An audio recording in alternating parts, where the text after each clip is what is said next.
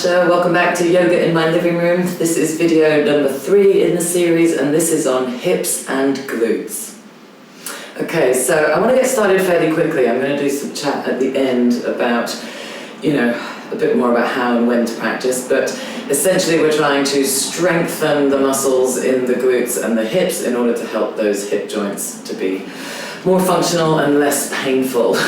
Okay, so I've got 4 quick exercises for you today, and along with the other ones in this series, they can make up parts of your daily practice if you wish to maintain them. Okay, this next one is going to be for increasing the strength of your glutes and your legs, and it's called side angle pose. So I want you to stand, sort of step out wide, okay, and you're going to go a little bit wider in a moment. I want you to turn your front foot completely forwards and your back foot to 45 degrees. So my back toes are pointing that way, diagonal. So they're not 90 and they're not pointing straight ahead, they're 45 degrees. And if you draw a line from your front heel backwards, then your back heel should touch the same line.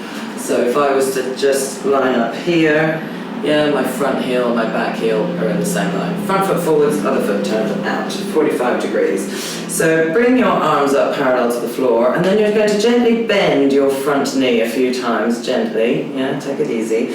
And then I want you to pause and look at your front knee. Now, at the moment, mine is incorrect. I'm doing a skater knee bend, front of kneecap over toes. And what we want in yoga is for the knee to be over the heel. Now, I want to go lower, so I'm going to have to just shuffle my front foot a bit further forwards.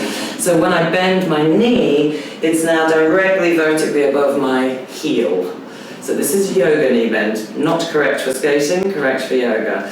Okay, so I'm going to straighten my back knee, and really push my outer little toe onto the floor. Okay, so breathe in, lift the chest up, and then hinge from the waist and gently place your forearm on your bent thigh. The other arm can go straight up in the air. Now I'm trying to stay down in this knee bend, and push off my elbow in order to twist my torso. I'm trying to get my belly button pointing from the ground up to horizontal, okay, while still staying down. And keep breathing normally. That's the hardest bit. I find it definitely hard to yoga and talk. I'm not used to doing that.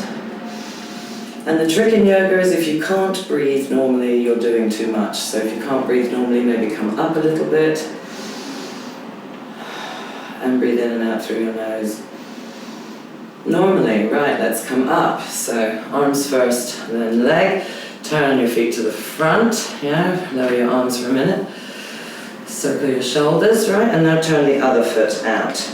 So that one foot goes directly straight, the other foot, mine is at 90. I'm going to bring it in to 45 degrees, okay?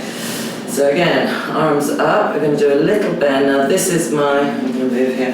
This is my injured hip side. I can't go down at all as much. Again, my knee is slightly over tracking, so I'm going to move forwards a little bit with my foot so that my knee bends vertically over my heel. All right, I'm going to straighten this leg, engage the glute.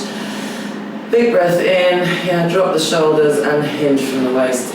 Gently lay your forearm.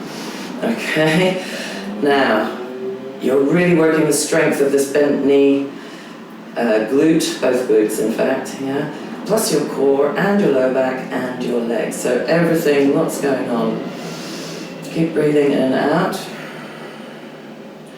And see if you can rotate and turn your body towards the ceiling. And the trick is to find some peace in the pose, even though it's difficult, If it starts shaking, don't worry, that's the muscle working. You can slack off slightly, but stay breathing, stay there. We're aiming for a minute. I have no idea how long that is, nowhere near a minute, I don't think. But you can work up to it. Okay, so straighten that knee, step toes forwards, and step back. So how long to do things for? I would say aim for 20 to 30 seconds in that one first. And maybe if you're going to do it every day, increase it by 1 or 2 minutes. You can take 2 months to get to a minute. Okay? So that's your standing side angle pose. The next one is lizard. So come back down to hands and knees. So now you're going to take a step forwards with one foot, reach down towards the floor. Now we're trying to get the hips down, so we're stretching here along the front of the hip, yeah, and also the other groin, all sorts of areas. Your back will get a nice stretch. So you can, I want you to curl your back toe, yeah, under. Now if reaching the floor feels really tight, what you can do is you can find something else to prop yourself up on. So you're trying to elongate and bring your chest forward. You don't need to crank back the neck. You could almost just look at the space in front of your foot.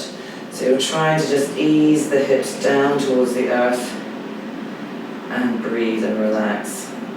Now if that feels too easy, go down onto flat hands. If that feels too easy, go down onto elbows. I can't go onto elbows yet. And if you did go onto elbows, you might want to go down halfway, I can just about make. So now I'm feeling things all along this thigh, hip, glute, lower back. Now please note, it doesn't matter where you're at. You could be here and still getting a great stretch in the right places. Okay, so now let's change legs. So come back, lost the sock, and again step forwards. Now if your back knee feels uncomfortable, you can pad it. I'm often using this very flat cushion for exactly that purpose. So again, I quite like here to begin. So again, curl the toe at the back so you've got some purchase, and then bend into the front hips. And breathe.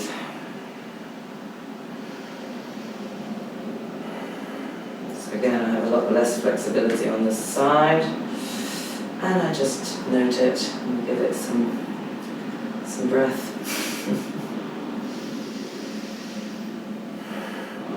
Now, if that becomes too easy, eventually you can also lift the back leg and make that super straight, and that's going to add some other places in that leg that are being strengthened and lengthened.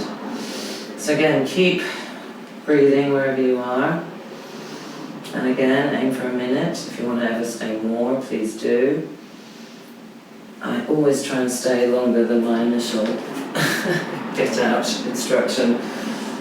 Okay, and the final one, number 4, is pigeon pose. Okay, so right knee towards right wrist, and then straighten your back leg. Now you might want a cushion under the bent knee, butt cheek. Oh, that instantly feels a lot better. So you're going to probably feel this in the bent side, kind of glute, lower back. Now again, you can stay up on your hands like this. I think dropping the head is really nice in this position. I get quite a nice, I can go into some gentle neck stretches here too. I like getting 2 for the price of 1.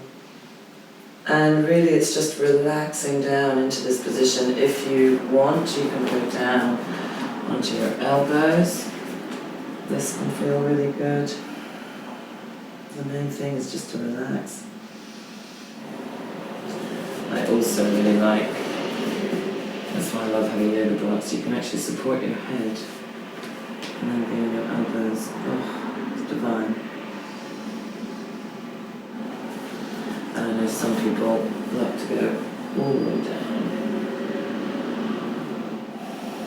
I can really feel my leg and hip muscles just slowly relaxing, even with the intensity of that stretch.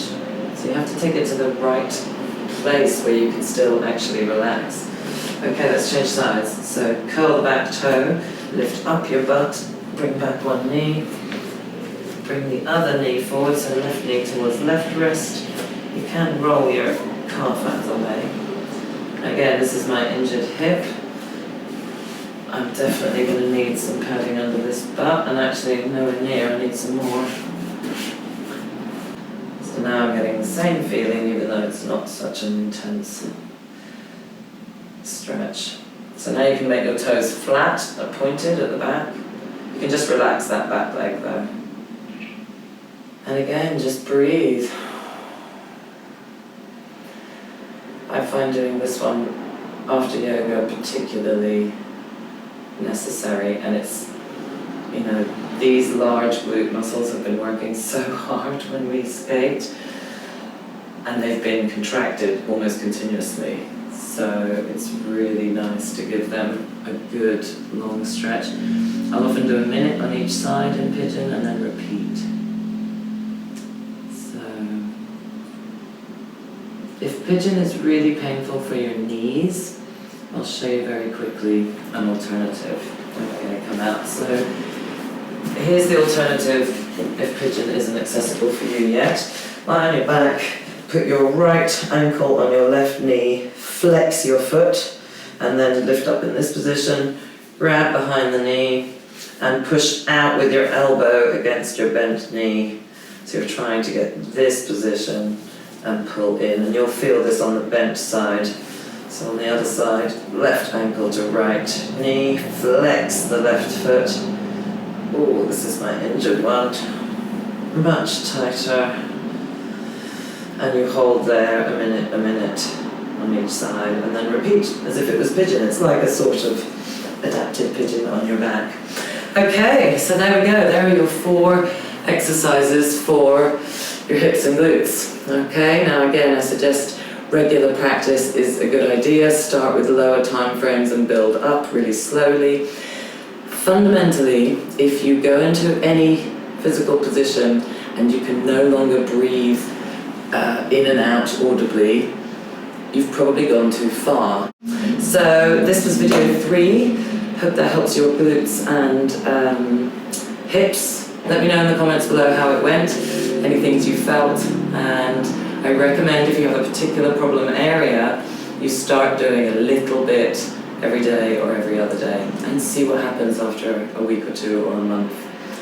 Okay, let me know. I can't wait to see your experiences, and we have one more final video in this series coming out in a few days, and that will be on lower backs. And I know many of you have lower back issues. It's a very big skater area, and strengthening the lower back is going to be our main priority, and I'm going to do it in very simple ways. Simple, but not easy. So I look forward to that. Check it out in a couple of days. Let me know how you're doing. See you next time. Bye.